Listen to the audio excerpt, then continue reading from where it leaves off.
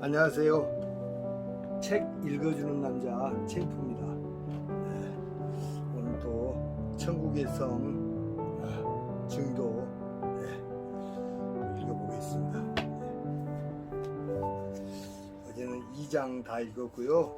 오늘은 3장 남편의 아내에서 예수의 신부로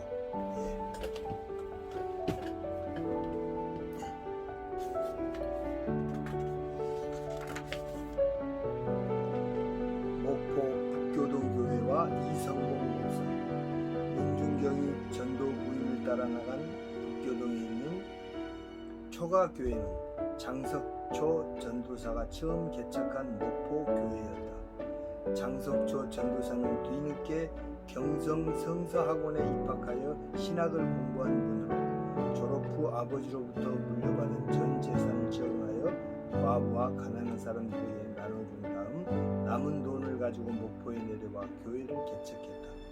원래 한학자 출신이었기 때문에 한시와 고전을 두루 섞어 구수하게 설교를 잘해서 사람들에게 인기가 있었다. 문중경은 꾸준히 교회에 출석하여 1928년 6월에 세례를 받았다. 세례받은 지 얼마 되지 않아 장석초 전도사는 아페도로 떠나게 되었고 후임에 김웅조 목사가 부임했다. 이분도 나중에 신학자로 크게 이름을 날린 분으로 작은 개척교회였지만 교인들에게 성경을 체계적으로 가르치고 훈련을 시켰다. 그러다가 이분마저 목회지를 대전으로 옮기게 되어 1931년 3월 25일 세 번째 목회자로 이성봉 전도사가 목포교회에 부임하게 되었다.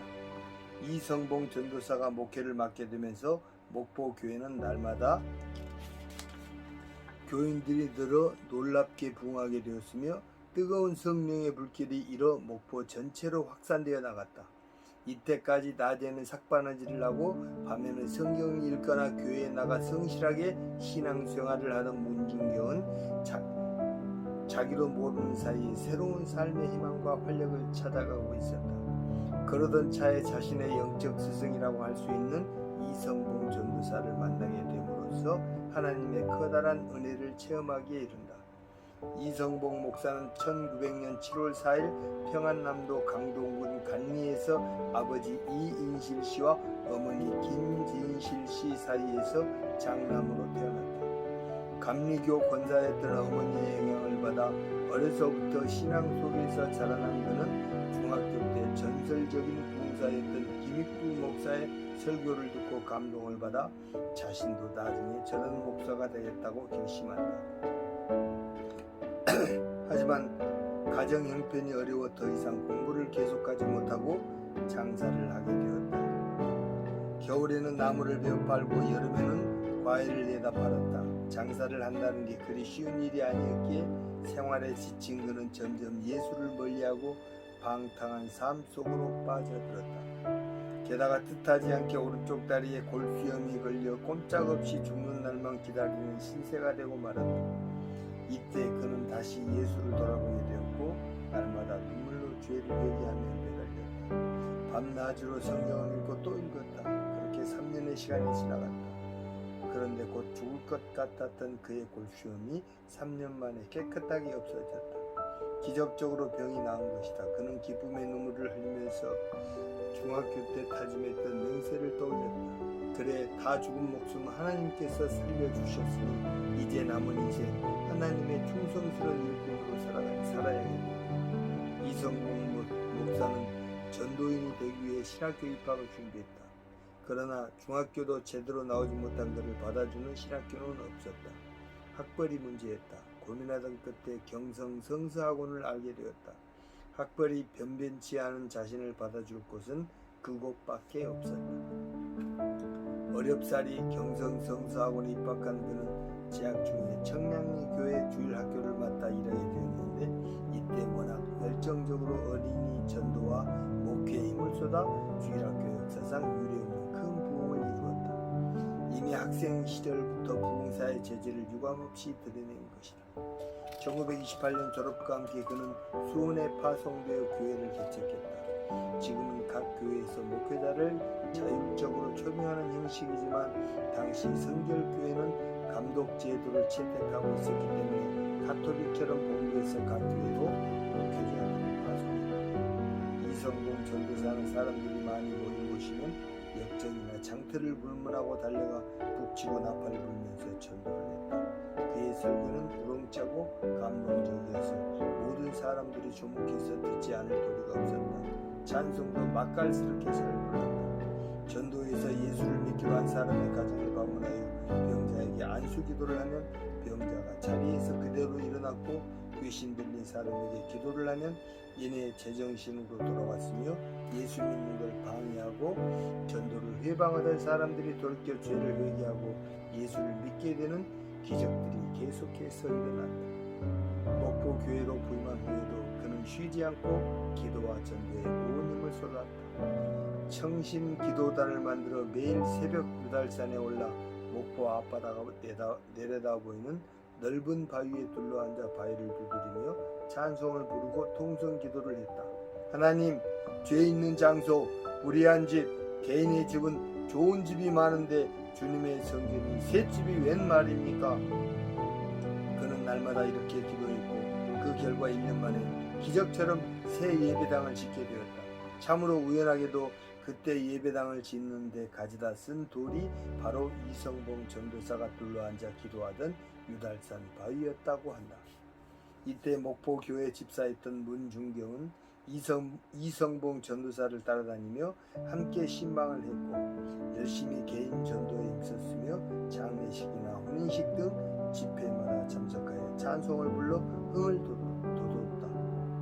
1932년 4월 이성봉 전도사는 드디어 목사 안수를 받았다. 이후 목포 앞바다에 있는 여러 섬들을 두루다니며 전도하면서 목포 교회를 호남 제1의 교회로 성장시킨 이성봉 목사는 1935년 신의주 교회로 발령을 받았다는 한다. 목포 교회 성도들의 슬픔과 아쉬움은 대단히 컸지만 본부의 명령에 따라야 했다. 이성봉 목사는 신의주 교회에 가서도 큰 부흥을 이루었고 1000명 이상을 수용할 수 있는 당시로서는 전국에서 제일 큰 예배당을 지었다. 목포 지역의 교회가 점점 늘어나면서 목포 교회는 교회 이름을 북교동교회로 바꾸어 부르게 되었다. 이성봉 목사는 대한민국 정부가 수립된 다음 1948년부터 1949년까지 1년 동안 다시 북교동교회에서 목회를 한 후 본격적으로 전국 방방곡곡을 돌아다니며 부흥사로 활약하기에 이른다. 해방 이후 그는 한국 교회를 대표하는 영적 지도자이자 대부흥사로 기적과도 같은 열매들을 거두었으며 나중에는 미국으로 건너가 로스앤젤레스, 워싱턴, 보스턴, 하와이, 필라델피아 등 전국 각지에서 집회를 인도하며 미국 교회와 국민들을 깜짝 놀라게 만들었다. 미국인들은 이성봉 목사를 미국이 낳은 세계적인 부흥사 무디에 비교하며 제2의 무디라고 불렀다. 그는 통일 복장과 통일 수염으로도 유명했다. 어려운 시절 목사라고 꼭 양복을 빼입어야 하는 건 아니라며 늘 보통 사람들과 같은 옷을 입었고 통일이 되기 전에는 수염을 갖지 않겠다며 길게 수염을 기르고 다녔다. 이성봉 목사가 이처럼 놀라운 복음의 결실을 맺으며 한국 교회를 대표하는 지도자요 부흥사로 교회와 성도들로부터 존경과 사랑을 한몸에 받을 수 있었던 것은 흔들림 없는 철저한 자기 권리와 성결한 삶 때문이었다. 그는 돈에 얽매이지 않았고 여자 문제로부터 깨끗했으며 결코 명예를 따라다니지 않았다. 오직 하나님만 바라보고 목회했던 진정한 목자였다. 평양 대부흥운동과 성결교회 2007년은 평양 대부흥운동 100주년을 맞는 해였다. 그런데 공교롭게도 그의 장로교, 감리교와 더불어 한국 개신교 3대 교단으로 불리는 성결교 역시 이 땅에 뿌리를 내린 지 꼭 100주년을 맞게 되었다. 20세기 초 바람 앞에 촛불과도 같았던 우리나라의 험난한 운명 속에서 이 민족을 향하신 하나님의 사랑과 은혜는 원산에서 평양으로 이어지며 회개와 각성의 대부흥운동으로 타오르게 하셨고 준비된 사람들에 의해 성결교회의 씨앗을 뿌려 성결의 운동이 싹트게 하십니다. 마틴 루터의 종교개혁 이후 하나님의 주권을 강조한 프랑스 사람 칼뱅에 의해 장로교회가 세워졌고, 체험적 신앙과 성결한 삶을 강조한 영국 사람 웨슬리에 의해 감리교회가 세워졌다. 이후 미국으로 전파된 감리교회는 초기 웨슬리 신학의 핵심이었던 성결에 대한 해석을 달리함으로써 이를 회복하기 위한 새로운 부흥운동이 일어나게 된다. 이 부흥운동의 중심에는 우디라는 유대한 부흥사가 있었다. 감리교회에서 파생된 이 새로운 부흥운동에 영향을 받은 미국인 카우만 목사와 킬보르는 일본으로 건너가 동경 성서학원을 설립하여 선교에 힘쓴다. 바로 이때 조선인 청년 정빈, 김상준 두 사람이 일본으로 유학 갔다가 예수를 믿게 되었고, 카우만 목사와 함께 동양 각국의 복음을 전파하는 목적으로 동양 선교회를 만들게 된다.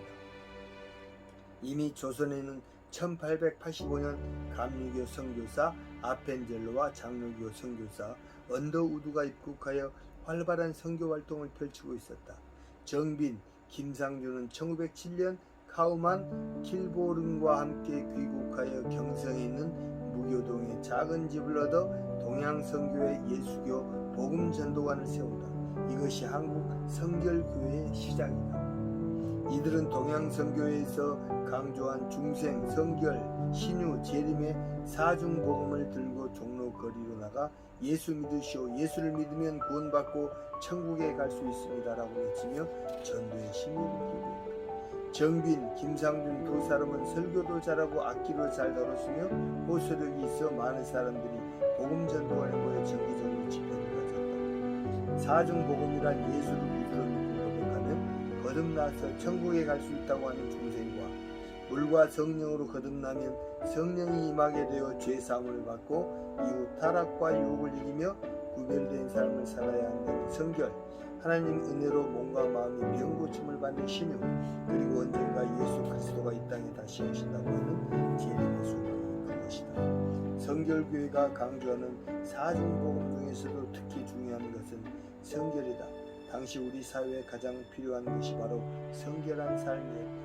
구한말 우리나라는 위아래 남녀노소 할 것 없이 심각한 도덕 불감증에 걸려 있었다. 관리들의 부패는 극에 달했고 도적질이나 거짓말은 일상적인 것이었으며 치안도 불안했고 안보도 위험천만하던 시절이었다. 남자들은 아주 떳떳하게 첩을 데리고 살았으며 여자들에게는 사회활동과 교육을 금한 채 일방적인 순종만 강요했다.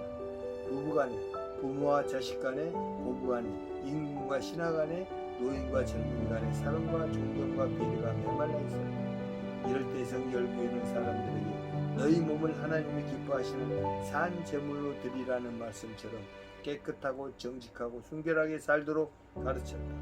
술과 담배를 끊고 노름을 하지 말도록 했으며 남자들은 절대 외도를 하거나 첩을 데리고 살지 말도록 당부했다. 전통적으로 당연하다고 생각해온 많은 잘못된 관습과 풍속을 고치거나 버리도록 했다. 이것은 평양 대부흥운동에서 나타난 회개운동과도 연결된다. 평양 대부흥운동의 특징 중 하나는 자신의 죄를 철저하게 고백하고 돌아서는 일이었다. 이때 집회 중에 은혜를 받은 사람들은 너도 나도 자리에서 일어나 이전에 지은 죄를 사람들 앞에서 낱낱이 고백했다. 돈을 떼먹고 갚지 않은 죄, 아내를 때리고 욕을 한 죄, 간음한 죄, 첩을 데리고 산 죄, 노름을 해서 남의 집을 폐가 망신시킨 죄, 사람을 죽인 죄. 평양 대부흥운동에서 나타난 이러한 철저한 회개운동은 잃어버린 도덕성을 회복하고 건강한 정신으로 재무장하는 계기가 되었다. 기독교는 개인과 사회, 국가와 민족을 막론하고 하나님 앞에서 철저하게 깨끗한 몸과 마음을 유지하도록 강조하고 가르친다. 이런 의미에서 평양 대부흥운동과 성결교회가 똑같이 1907년에 시작되었다는 것은 참으로 의미심장한 일이 아닐 수 없다. 장로교와 감리교 선교사들은 조선에 들어와 장기적인 계획을 가지고 병원을 짓고 학교를 만들어 의료 교육 사업을 통해 서서히 복음을 전파하는 방식을 택하였다. 오랜 선교 경험과 자원이 있던 그들은 이런 방법으로 조선에 깊이 뿌리를 내리고 있었다. 그러나 성결교회는 선교에 대한 체계적인 프로그램이나 자원이 거의 없었기 때문에 늘 길거리 전도와 대중 집회를 통해 복음을 전하고 교회를 세웠다. 북치고 나팔을 불면서 길거리에서 복음 전달을 나눠주며 즉석에서 거리 설교를 하는 것이 성결교회의 특징이었다. 사람들, 특히 어린이들은 흥이 겨워 길거리 전도대 뒤를 졸졸 뒤따라다니기도 했다. 이들은 동양선교회에서 파송한 영국인 토마스 선교사와 함께 복음을 전하면서 1911년 복음전도관 안에 경성성서학원을 설립하여 많은 인재를 배출하였다. 시간이 지날수록 복음전도관이 날로 부흥하게 되자 1921년 복음전도관이라는 이름 대신 조선 예수교 동양선교회 성결교회라는 이름을 사용하였다. 비로소 본격적인 교단의 모습을 갖춰 가기 시작한 것이다. 이즈음 충정로의 성결교회 본부 겸 경성성서학원 건물을 신축하였다. 당시 4,000여 평 대지위에 붉은 벽돌로 5층 건물을 지었는데 사람들 사이에서 화신백화점 다음가는 높은 건물이라 하여 장안의 화제가 되기도 했다. 그 뒤 경성성서학원은 1943년 신사참배를 반대하다가 폐교를 당했으며 1945년 8월 15일 광복과 더불어 개교하여 서울신학교로 이름을 바꾸었다가 1959년 다시 서울신학대학으로 개명하였다. 그리고 1974년 경기도 부천시 소사구로 학교를 옮겨 성결교회를 이끌어가는 수많은 목회자들의 요람이 되었다. 지금은 아현성결교회에서 사용하고 있는 옛 경성성서학원 건물은 마루로 된 긴 복도 양옆으로 나란히 방들이 들어서 있고 밖에는 담쟁이 넝쿨이 붉은 벽돌 건물 전체를 휘감고 있어 오랜 세월의 흔적을 고스란히 느낄 수 있다. 서울 도심에서는 보기 드문 오래된 건축물이라 미술을 공부하는 학생들이 즐겨 찾는 곳이기도 하다. 머리에 오물을 뒤집어 쓰다 이성봉 전도사를 만나 장님이 눈을 뜨듯 막막했던 인생 속에서 찬란한 한 줄기 햇빛을 발견하게 된 문중경은 날이면 날마다 사는 게 참으로 즐겁고 행복했다. 이때부터 그녀는 하루도 빠짐없이 새벽 기도에 나가 기도에 매달리면서 틈나는 대로 자신이 전도를 받았던 것처럼 사람들을 찾아다니며 복음을 전하기 시작했다. 예수 믿고 구원받기 전에는 보통 그 시절 여인네들이 다 그랬듯이 그녀 또한 남편만 바라보고 살았다. 비록 집에서는 얼굴 보기도 힘든 바람 피우는 남편이지만 그래도 시집간 여자가 바라볼 건 남편밖에 없었기 때문에 언젠가는 돌아오겠지 기다리며 세월을 보냈다. 나중에는 그마저도 포기했지만 힘들고 고통스러운 건 마찬가지였다. 그러나 예수를 믿게 된 다음부터 그녀는 남편의 사랑이 그립지 않았다. 그보다 훨씬 놀랍고 큰 예수 그리스도의 사랑을 체험했기 때문이었다. 남편 사랑으로 치자면 그녀는 헐벗고 굶주린 거지나 다름없었지만 예수 사랑으로 치자면 그녀는 누구보다 화려한 집에서 예쁜 옷을 입고 기름진 음식을 먹으며 사는 부자 중의 부자였다. 그러던 어느 날 문득 고향에 계신 부모님 생각이 났다. 먼저 내 부모와 형제들에게 복음을 전해 구원받게 하는 게 도리라고 생각했다. 오랫동안 보지 못한 그리움도 걷기에 부랴부랴 짐을 부려 암태도로 행했다. 친정집 문을 들어서는데 자꾸만 눈물이 났다. 옛날 시집가기 전에 철없이 지내던 기억이며 결혼하고 나서 남편 때문에 속상할 때마다 그리워했던 기억이며 생과부가 되어 다시 가려야 할 갈 수 없는 곳이 되고만 친정에 대한 아픈 기억들이 주마등처럼 스쳐 지나간다. 부모님과 친정 식구들은 생각지도 않았던 그녀의 방문에 깜짝 놀라며 버선발로 뛰어나와 반겨주었다. 참으로 오랜만에 단란하게 친정 식구들이 모여 야기꽃을 피웠다. 여자들에게 친정이란 단순히 고향집의 의미가 아니다. 친정은 아늑한 어머니의 품속과도 같은 곳이다. 이런저런 이야기를 나누다 보니 시간은 흘러갔다. 모처럼 가족들을 만나 정을 나누는 것도 좋지만 그녀는 빨리 이들에게 복음을 전해야 한다는 생각에 초조해졌다. 무신 할 말이 있어 온겨? 무신 할 말이 있어 온 거요? 망설이지 말고 할 야구가 있으면 해보란께. 분위기를 바꾼 아버지가 먼저 그녀에게 말을 건넸다. 그녀는 두근거리는 가슴을 쓸어내리며 조용하고 분명하게 말을 이어갔다. 아버지, 지가 친정에서 기원받고 철없이 살다가 시집을 갔는 뒤 어찐 영문인지 이상한 서방을 만나 사랑 한번 받아보지 못하고 징하게 외롭고 힘든 세월을 살아왔단께요. 그때는 그거이 겁나게 괴롭고 고통스러웠는디 시방은 전혀 그렇지가 않아라우. 왜냐면 예수님을 알게 되었기 때문이지라. 예수님은 우리 죄를 대신해서 십자가에 달려 돌아가신 하나님의 아들이란께요. 누구든 이분을 믿기만 하면 구원을 받고 천국에 들어갈 수가 있어라. 근데 그러나면 영원한 지옥에 떨어질 수밖에 없단께요. 인자 아버지도 예수님 믿으시고 구원 받으시오. 지는 시방 겁나게 기쁘고 행복하게 살고 있어라. 아버지와 우리 식구를 몽땅 다 예수 믿고 행복하게 살았으면 소원이 없겠어라.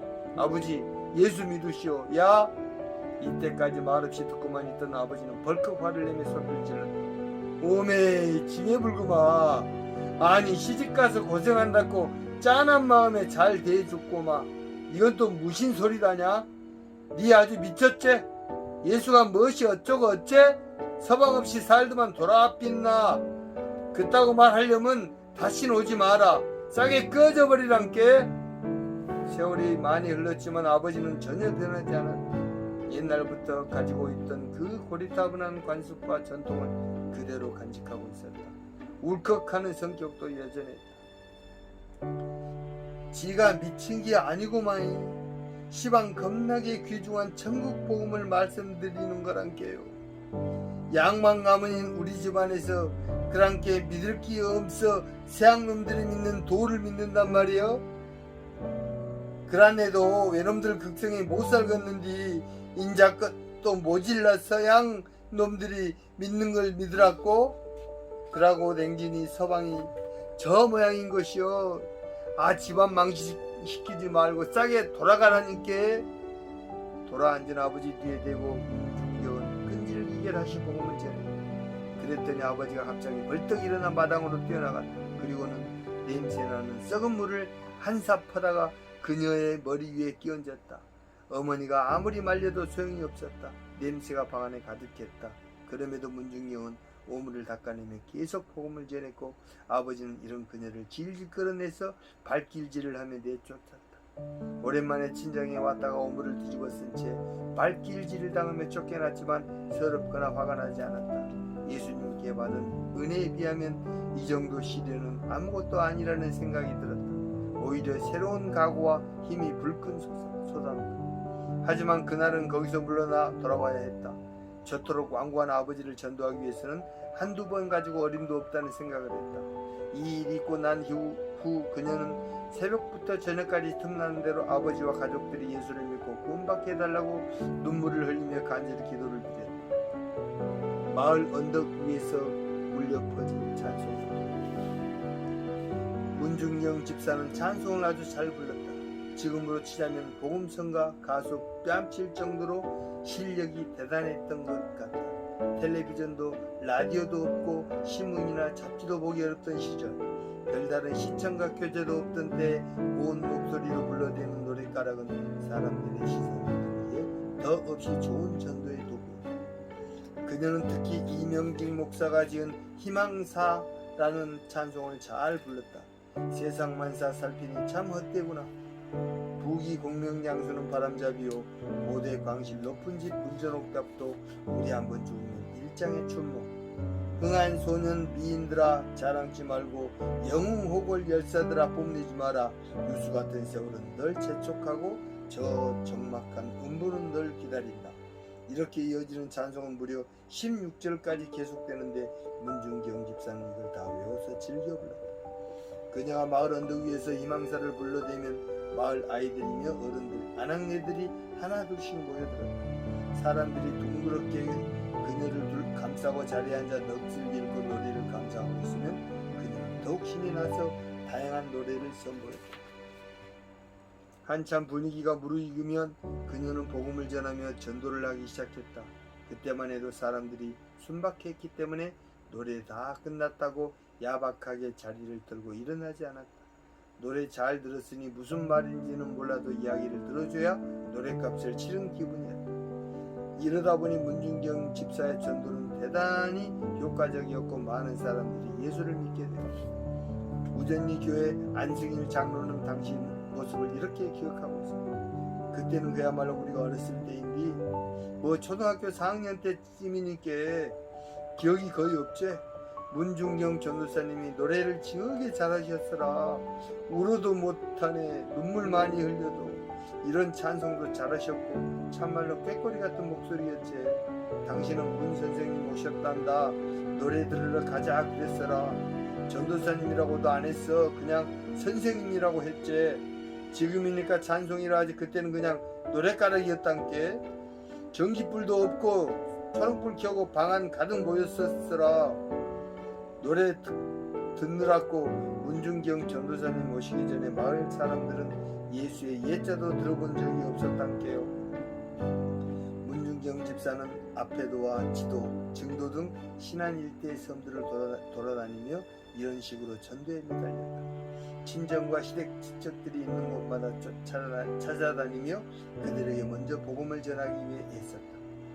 그분이 즐겨 부른 찬송은 좋고 좋은 저 천당 바라보니 무궁복락 한없이 가득하고 굉장하고 화려하다. 저기 저 천당 들어갈 자 예수 믿는 성도뿐이라 이런 거였단께. 생전에 이성봉 목사님과 함께 부르시던 희망사가 유명했지라. 세상 만사 살펴니 참 헛되구나. 비기 공명장수는 무엇하리요. 고대 광실 높은 집 문전옥답도 우리 한번 죽으면 일장이 죽으니. 아주 또렷또렷한 가사를 정확하니 리듬에 맞춰 부르셨지.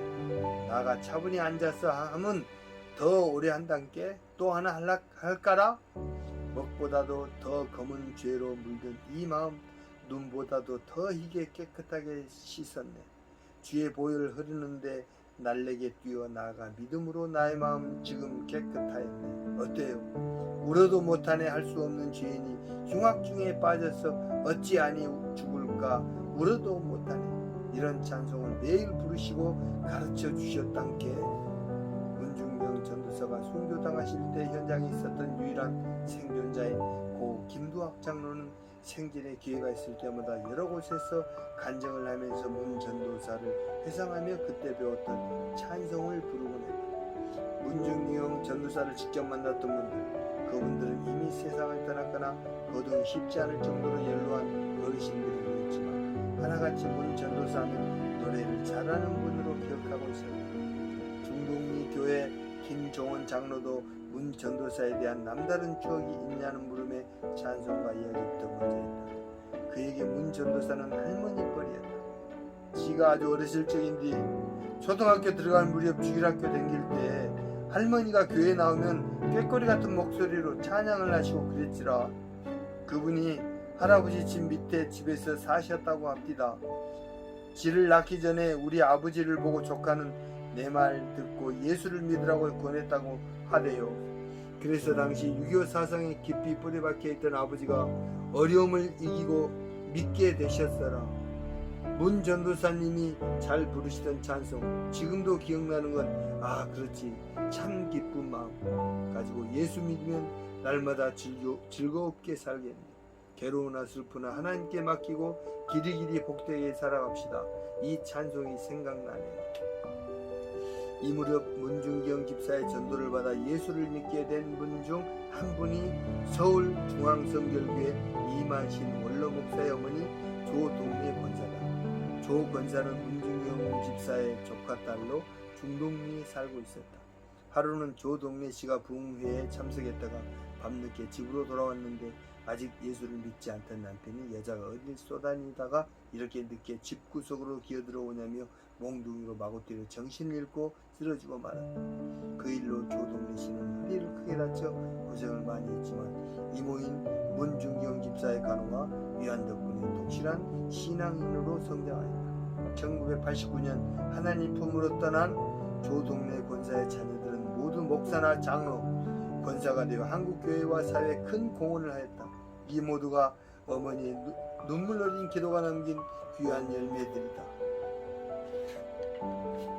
꿈에도 그리던 경성성사원 신안에 여러 섬을 다니며 복음을 전하던 문중경 집사는 자신의 성경 지식이 너무 부족하다는 걸 깨달았다. 찬송 부르는 일이야 자신 있었지만 성경을 더 체계적으로 공부한다면 전도할 때 많은 도움이 되리라 생각했다. 게다가 어차피 남편은 없는 거나 마찬가지고 자식도 없으니 전도 부인이 되어 예수 그리스도를 전하는 일에 일생을 바치고 싶었다. 집사 신분만으로는 보다 다양한 활동을 하며 복음 전하는 일에 몰두하기가 어려웠다. 그때부터 그녀는 경성 성수학원에 입학하여 공부할 수 있게 해달라고 기도하기 시작했다. 하지만 태어나서 지금까지 줄곧 신안 섬마을과 목포에서만 살던 여자가 혼자 서울에 올라가 공부만 하며 산다는 건 결코 쉽지 않은 일이었다. 문중경 집사는 밤낮으로 이 일을 위해 기도하다 이성봉 전도사에게 응원을 하게 이른다. 이성봉 전도사 역시 전도인이 되기 위해 신학교 입학을 준비하는 과정에서 많은 어려움을 겪어봤기 때문에 남의 일 같지가 않았다. 문중경 집사의 열정적인 신앙생활과 전도활동을 지켜보며 그녀의 깊고 순수한 믿음을 잘 알고 있던 이성봉 전도사는 어떻게든 그녀를 경성 성수학원에 입학시키고자 함께 기도하며 노력했다. 1931년 봄 문중경 집사는 어렵사리 서류를 갖춰 경서 성수학원에 입학하기 위해 상경했다. 그녀에게 믿을 만한 것은 이성봉 전도사의 추천서 한 장이 전부였다. 다른 건 입학에 도움이 될 만한 게 거의 없었다.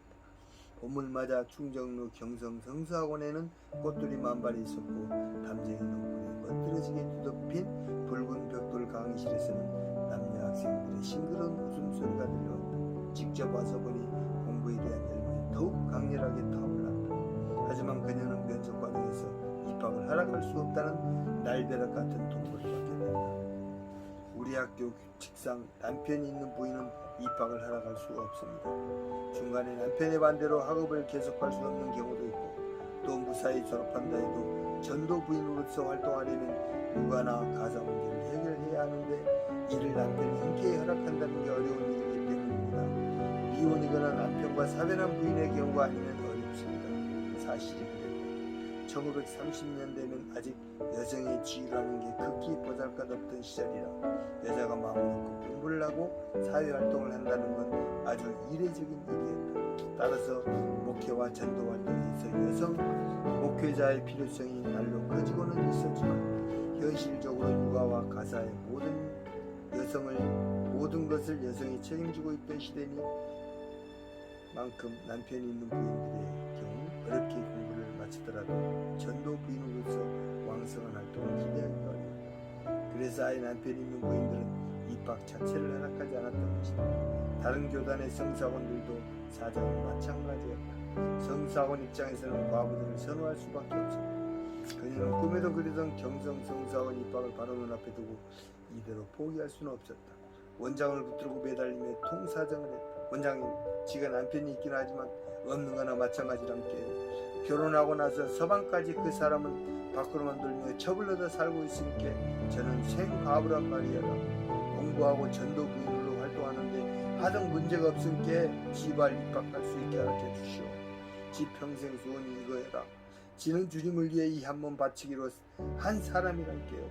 워낙 끈질기고 간절하게 애원하는 바람에 원장은 조건부로 그녀의 입학을 허락했다. 정식 원입생 신분이 아닌 청강생 신분으로 수업에 참여하도록 한 것이다. 그러나 그것만으로도 문중경은 날아갈 듯이겠다. 어쨌든 공부를 할 수 있게 되었기 때문이다.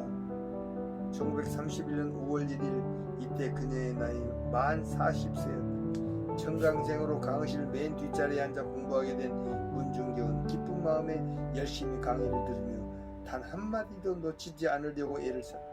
하지만 그녀에게 또 다른 걱정거리가 생겼다. 청강생 기숙사에 들어갈 수가 없어 학비 외에도 비싼 하숙비와 생활비가 따로 들어갔기 때문에 올라올 때 가져온 돈이 다 떨어져갈 무렵 그녀는 남편과 이혼을 하기로 결심한다. 이혼을 하고 정식으로 원입생이 되어야 기숙사에 들어가 무사히 학업을 마칠 수 있겠다고 생각했다. 그 시절 여자가 먼저 남자에게 이혼을 요구한다는 건 상상할 수도 없는 일이었다. 남자는 첩을 열어두고 살아도 능력 있는 사람으로 인정받았지만 여자는 남편이 죽더라도 평생 수절하며 사는 게 당연한 의무처럼 여겨지던 세상이었다. 당연히 남편은 그녀의 요구를 들어주지 않았다. 아예 피하면서 만나주지도 않았다. 정시문중에서도 난리가 났다. 절대 호적을 더럽힐 수 없다며 이혼은 불가하다는 것이었다.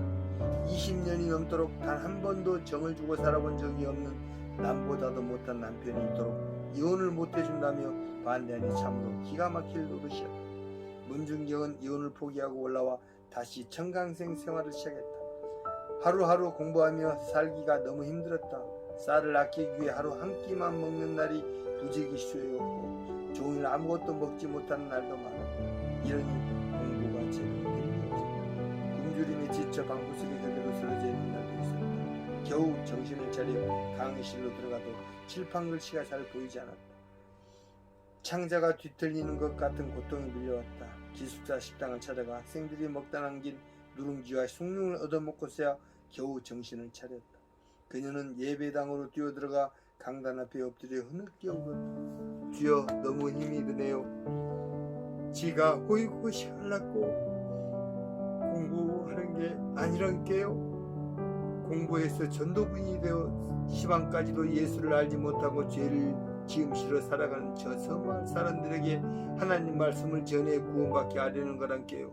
돈도 떨어지고 배는 고파 더 이상 견디기가 어려워라. 주여, 힘을 주시오.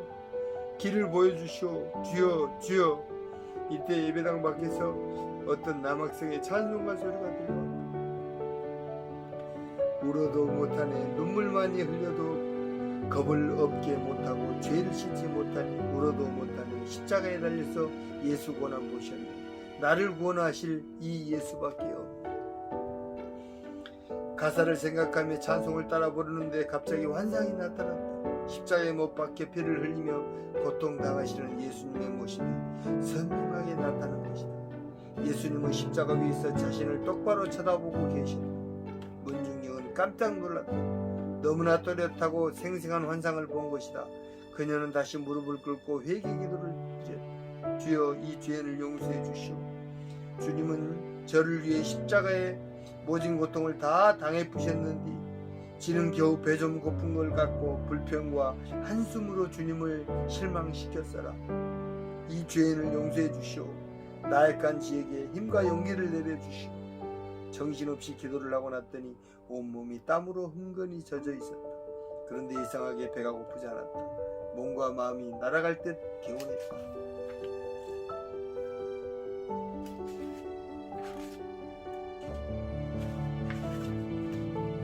어린 여학생들의 큰 이가 되고 예배당에서 환상을 보고 나온 문준경은 감격에 겨우 교정을 거닐다가 뜻밖의 이성봉 전도사를 만나게 되었다. 참으로 반갑고 기쁜 마음에 한 걸음에 달려가 인사를 했다. 오메 전도사님, 안녕하셨어라. 여긴 어쩐 일이시단가요? 야, 문집사님, 이거 오랜만입니다. 그래, 공부는 할만합니까? 밝은 햇살 아래 교정 벤치에 앉아 두 사람은 그동안 있었던 여러가지 안부와 소식을 나누었다. 이런저런 이야기를 하던 중에 문준경은 경성에 올라와 공부하면서 자신이 겪게 된 어려움에 관해서도 털어놓게 되었다. 원입생이 아닌 청강생 신분으로서는 얼마나 더 버텨낼 수 있을지 막막한 심정을 고스란히 드러냈고, 이를 알게 된 이성봉 전도사는 묵묵히 듣고만 있다가 자리에서 벌떡 일어났다. 문집사님, 잠깐만 기다리세요. 제가 원장님도 만나 뵙고 오겠습니다. 이성봉 전도사는 곧장 원장실로 들어갔다. 그리고 원장을 만나 이렇게 사정했다. 원장님, 문준경 학생은 목포교회 집사로 계시던 분이라 제가 누구보다 잘 아는 분입니다. 추천서도 제가 써줬고요. 저분 남편은 자기 아내를 절대 다시 찾지 않을 사람입니다.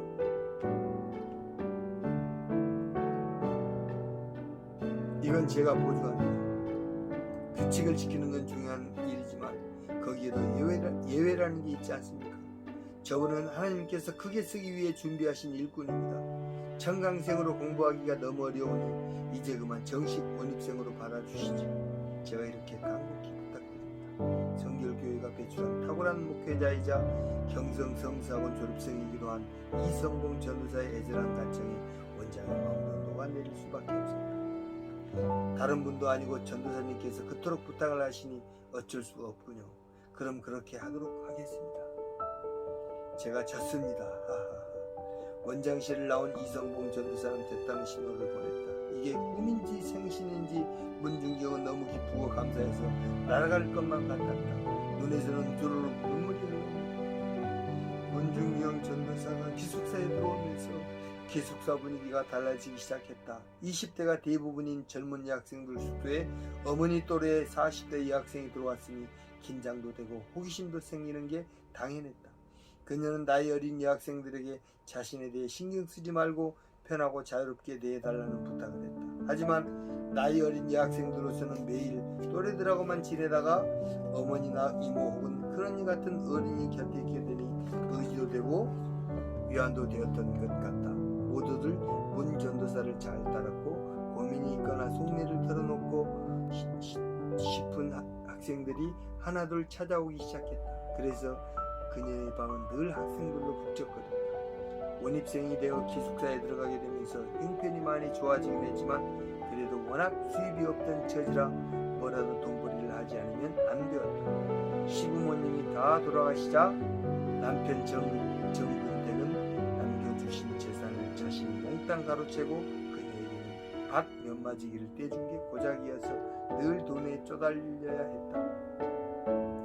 그나마 목포에 살 때는 삭바느질이라도 했는데 공부를 하면서 삭바느질을 할 수는 없었다. 이때 시작한 게 바늘 장수였다. 성수학원 근처에 있는 집집마다 바늘을 다 팔고 나면 그 다음에는 물감 장수를 했다. 그러던 어느 날 한 여학생이 울면서 찾아왔다. 고향에 계신 홀어머니가 유독하셔서 내려가 봐야 하는데 돈이 없다는 하소연이었다. 남의 어려움을 눈뜨고 보지 못하는 성품인 그녀는 생각 끝에 자신의 재산 목록 1호인 손재봉들을 전당포에 맡기고 돈을 마련해 왔다. 자, 이거 100원이니까 싸게 가지고 내려가서 병원비까지 해결하란께요. 걱정 말고. 이렇게 학생들의 어려운 사정을 자기 일처럼 돌봐주며 자기가 가진 것을 다 내주고 살았으니 아무리 열심히 허드렛 일을 하고 장사를 해도 생활에 쪼들리기는 매 한 가지였다. 주위에서 보다 못한 학생들이 걱정해주곤 했다. 전도사님, 그렇게 다른 사람 도와주기만 하다가 앞으로 어떻게 살려고 그러세요? 그럴 때마다 문중경 전도사의 대답은 한결같았다. 지는 아직 굶어 죽을 지경이 아니지라. 성경에도 내 손이 베풀 힘이 있거든 마땅히 받을 자에게 베풀기를 아끼지 말라고 하셨단께라. 참말로 하는 구제는 동전 2닙을 가진 가난한 과부가 그걸 몽땅 주님께 바친 것 맨키로 자신이 가진 모든 것을 내줄 수 있는 것이지라. 그랑께 너무 염려하지 마시오. 하나님이 지 아버지신디 설마 친딸인 지를 굶어 죽게 그냥 놔두시겠으라. 경성 성수학원은 6년제 학교였다. 무려 6년 동안이나 학교를 다녀야 했는데 1년 내내 공부만 한 게 아니라 3개월은 공부를 하고 나머지 9개월은 단독으로 교회를 개척하도록 했다. 복음을 전할 곳은 많고 지도자들은 부족한 시절이었기 때문에 신학 공부와 목회 실습을 병행하도록 한 것이다. 그러니 6년이라고 해도 사실상 공부하는 기간은 1년 6개월 정도에 불과했다. 문중경 전도사는 실습 기간이 되면 고향에 내려와 섬 지역을 다니며 전도하고 교회를 개척했다. 경성에서 신안바닷가까지 내려가려면 길도 멀거니와 교통비 또한 만만치 않았다. 돈이 넉넉지 않았으니 그녀는 내려가는 차비만 달랑 가지고 갈 수밖에 없었다. 그래서 늘 올라올 때가 문제였다. 차비 한 푼 없이 그렇게 경성까지 올라올 수 있겠는가? 돈이 없어 보태주지 못하는 사람들은 걱정이 태산이었지만 문중경 전도사는 태평하기만 했다. 찬송을 부리며 기약 없이 걷다 보면 반드시 누군가가 나타나다. 어딜 그리 싸게 가시오? 아따 집사님, 경성 가지라. 인제 올라가 봐야지. 경성까지 걸어서 가려고 하시오? 차비가 없어서 그러더라. 오메 그걸 어찌하셨소? 엄마 어찌하실까나. 이거라도 가지고 가시오. 경성까지 갈 여비는 될 것이오. 여호와 이래 란 바로 이런 것을 두고 하는 말이 아닐까. 아무 대책도 없이 맨손으로 길을 나서도 꼭 어디선가 사람이 나타나 도움의 손길을 주곤 했다. 과부와 전도부인들, 남녀가 유별한 전통사회 간섭이 그대로 남아있던 시절 서양 선교사들이 조선 여인들에게 복음을 전하는 일은 하늘의 별 따기만큼 힘들고 어려운 일이었다. 일단 여성들을 만나는 일 자체가 불가능했다. 조선의 규방은 서양인들의 접근이 철저히 금지된 성역이었다. 서양 선교사들을 대신해서 조선 여인들을 비교적 자유롭게 만나 복음을 전할 수 있었던 것은 전도 부인들이었다. 조선 여인을 조선 여인이 만나는 것은 이상할 것도 어려울 것도 없었기 때문이다. 한국 교회의 실질적인 첫 여성 지도자들은 이 전도 부인들이었다. 전도 부인들만큼 누구에게나 쉽게 다가갈 수 있는 사람들은 없었다. 이들은 별 어려움 없이 다른 집 안으로 들어갈 수 있었고, 특히 여성이나 아이들에게 거리낌 없이 접근할 수 있었으며, 때로는 그들의 아버지나 남편까지 만날 수 있었다. 구한말과 일제강점기에 두드러진 활동을 했던 전도부인들은 대체로 집 안에 얽매이지 않아도 되는 과부나 남편에게 소방맞은 여인이 많았다. 남편이 첩을 얻어 사니까 외롭고 쓸쓸해서 일종의 돌팍으로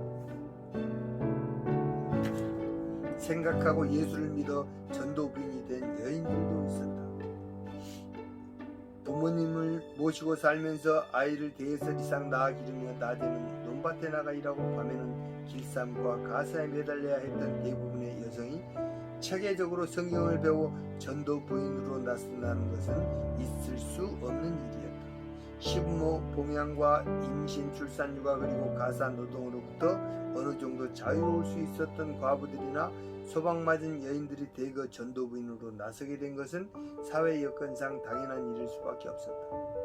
여성에게는 엄격한 정절이 강조되었지만 남성들은 공공연하게 축첩을 일삼던 시대이기 때문에 여성의 이혼 여체는 사회적으로 허락되지 않는 일이었다. 이런 상황 속에서 여성들에게 기독교의 복음은 한 줄기 빛처럼 새로운 돌파구를 마련해 준 것이다.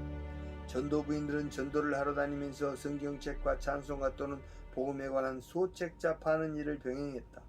지게나 가방에 책을 넣어 가지고 다니면서 이를 팔던 사람을 만난 남자는 매서인, 여자는 매서부인이라고 불렀다. 초창기 복음 전도에 있어 이들의 활약은 대단했다. 성경책과 찬송가 또는 복음서를 팔기 위해서는 글을 읽지 못하는 여성들에게 글을 가르쳐야 했다. 자연스럽게 여성들에게 글을 가르쳐주면서 복음을 전파하고 예수를 믿게 했다. 이런 기회를 통해 여성들은 새로운 사상과 교양을 접하게 되었다. 그러나 점차 전도부인들이 많아지고 활동 영역이 넓어지면서 과연 이들이 기독교의 진리를 정확히 이해하고 전달했을까 하는 우려가 나타났다. 우리말과 글을 잘 모르는 서양 선교사들이 전도부인들을 얼마나 제대로 훈련시킬 수 있었을지 의문이 들기 시작한 것이다. 따라서 전도부인과 교회 지도자를 체계적으로 교육시킬 필요가 있었다. 그래서 설립된 것이 성서학원이다. 장로교의 경우 1897년 처음으로 단기 성경학원을 시작했는데 훈련 기간은 6개월이었다고 한다. 1907년 처음으로 여교육자 훈련원을 개원해서 106명이 교육을 받았으며 1910년에는 정식으로 여자 성경학원이 만들어져 보다 계획적인 교육을 하게 되었다. 1908년 가을 평양에서는 남북 감리교 선교부가 합동으로 여교역자 양성을 위한 단기 강습회를 개최하여 10월부터 이듬해 6월까지 8개월 동안 훈련을 실시하였다. 일주일에 4일 동안만 공부를 하고 나머지 3일은 각 교회로 나가 성경반을 인도하며 전도 실습을 하도록 했다. 이때 참여한 인원이 82명이었고 이들을 위한 기숙사까지 마련했다고 한다. 1917년 5월 30일 문을 복음전도관은 처음부터 여성 교육자를 필요로 했다. 다른 교단보다 늦게 시작된 교단이었지만 남자들보다 여자 신도들이 훨씬 많았기 때문이다. 따라서 1911년부터 경성 성서학원을 통해 많은 전도부인들이 배출되기 시작했는데 이들이 선교사나 목사를 돕거나 단독 개척을 통해 이룬 성과는 실로 대단한 것이었다. 특히 이들은 의료사업, 교육사업, 사회봉사 및 전도활동 등에서 탁월한 활약을 펼쳤다. 문중경 전도사는 남편이 있는 부인이었다. 하지만 그녀는 다른 전도부인들과 마찬가지로 과부나 다름없는 처지였다. 만약 문중경 전도사가 좋은 남편을 만나 사랑을 듬뿍 받으며 아이를 낳고 단란한 가정을 이루어 잘 살았다면 어떻게 되었을까? 아마도 그녀는 예수를 믿지 않았거나 예수를 믿었더라도 전도 부인이 되어 하나님의 일꾼으로 살아가는 일은 없었을 것이다. 남편과 자식만 바라보면서 그 사랑에 푹 빠져 만족하며 살았을 게 틀림없다. 이렇게 봤을 때 그녀가 결혼해서 바람 피우는 남편을 만나 생과부로 살다시피 한 것이나 그로 인해 자식이 없었던 것은 모두 하나님의 놀라운 계획과 섭리 때문이었다고 할 수 있다. 개인적으로 생각하면 그 고통스럽고 답답하며 억울했던 한 많은 인생의 무게를 감히 짐작할 수도 없는 일이지만 그런 연단과 훈련을 통해 그녀는 남편이나 자식에게서 받을 수 있는 사랑을 훨씬 뛰어넘는 예수 그리스도의 크신 사랑을 체험할 수 있었던 것이다.